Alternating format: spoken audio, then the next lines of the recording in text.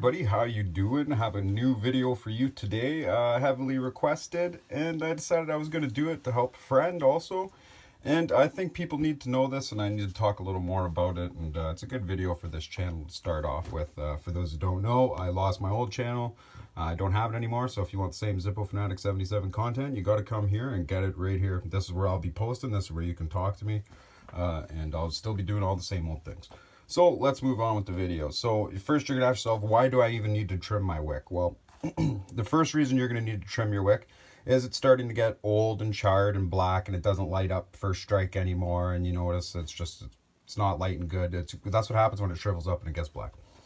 And if your Zippo is brand new, you're like, oh, well, why would I want to trim my wick? Well, maybe the wick is too long for you in there. Maybe you want a smaller flame. Because by trimming your wick, you can actually change the flame height. So here I have a maximum height. Zippo suggests this. It's a level cut. It is completely level.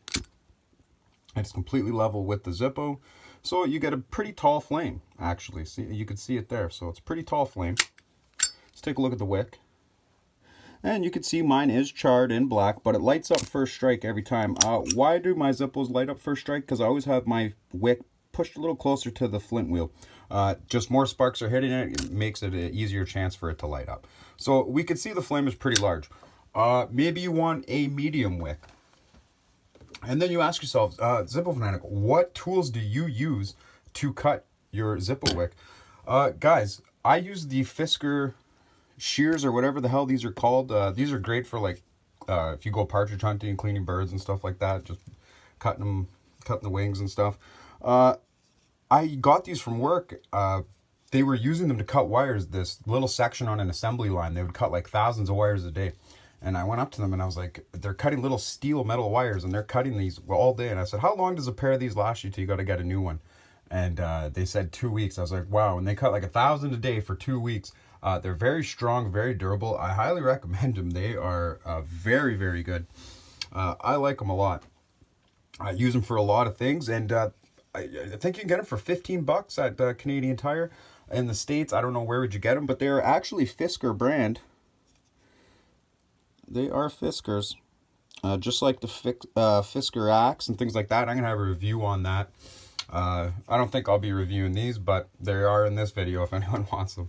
And they come with this little tip, so you open them, you pull that back, they now open, they're spring loaded. Why do you want to use a very good steel blade, scissor, shear thing? Well, let me show you a Zippo wick that isn't all charred up and burnt. This is a brand new wick out of a brand new Zippo insert. You could see there's copper wire all the way around it, right? So when you're trimming your wick with a pair of scissors, not only is it hard to get in there, you need a pointed edge like these ones. Is it hard to get in there? You'll find you'll be trimming the wick, but not trimming the copper wire that's in there. That's a real pain. And you're going to want something that's going to be able to get through the wire, get through it. It makes a perfect clean cut. Because if you don't get the clean cut, it's going to be all frayed and it look like a rat's nest in there. It's not appealing. So let's see. We have a big flame because we have a tall wick right now. We have it maxed out at the chimney. So let's put that out. Let's get our Fiskers. Let's see what a medium looks like. And this is why I like the Fiskers, because you can just get in there. You just bend it over a bit. I'm just trying to make sure everyone can see this. Okay, I cut at an angle. So let's go medium. We'll go halfway. And let's see the difference in flame size. Okay. Now let's see the difference in flame size.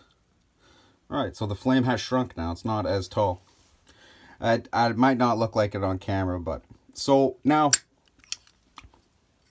it doesn't shrink it too much because it's still tall, but I cut off a lot of access. But it also is just full, but it is shorter. So why would you want to do that, right? So let me tell you why.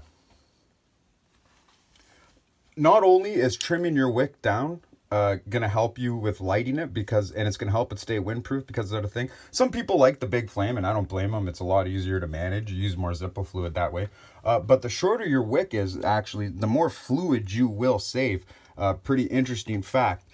But there is a medium here, and I'm gonna show you how to dial this in. So now, so we know, lights up. Okay, it controls the flame a little better, and the flame is a little more protected in there. It's harder to blow out now when you have it below the chimney, because that's the whole purpose of the chimney. It stops air from going on it here. I'll blow on it, and see how a chimney works?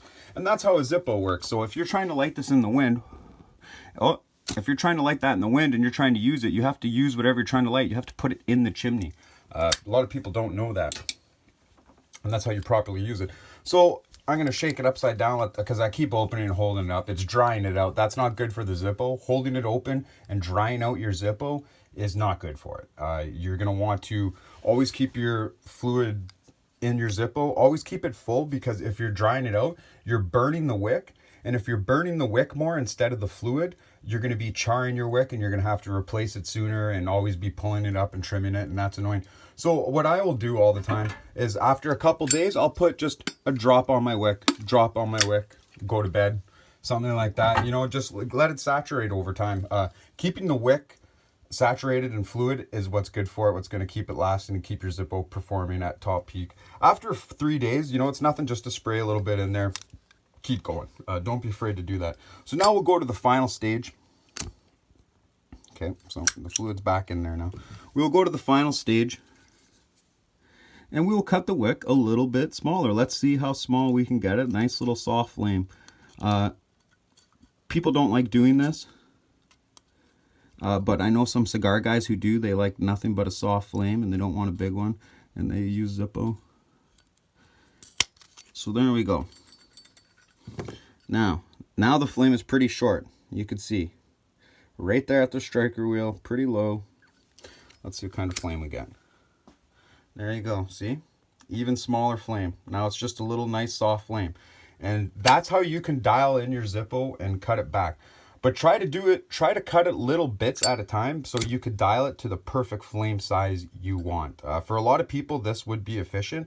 And just to let you know, if you do have it this low, you are going to save a lot on fluid, because this takes a lot less fluid to create a flame that big. The bigger the flame, the more fluid it takes. It's really a consumption matter, right?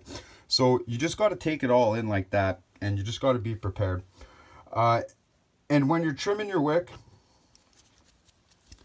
you're going to be doing it a world of favor, because you're going to be getting all the black char off. And just remember to always keep it saturated. Switch it out and make sure you always use, I use cotton bacon. I switch out the cotton in here and I use cotton bacon. But you don't have to use this. Any vape cotton, it's got to be stripping cotton. It's got to be long strips. It's got to be wicking cotton. It will draw fluid better than no other. And all my using inserts, I use that in it. That's what that's always my go-to. That's always what I use. So make sure to get yourself a pair of these two. They are the ultimate trimming tool. You just seen it there. It's such a hassle-free way to trim your wick. And you could use these for so many other projects other than just your Zippo wick trimmers. Like these ones here are my Zippo wick trimmers, but I have a few pairs of these. There's even titanium coated ones. They look like it's gold, but it's like titanium changed color through process of electricity. But so stay tuned. I got more videos coming for you. I hope this video helped. If you have any questions, let me know down in the comments. I'm always here to help you out if you need any help about like wick and what you need to do. So take care. I'll see you in the next one.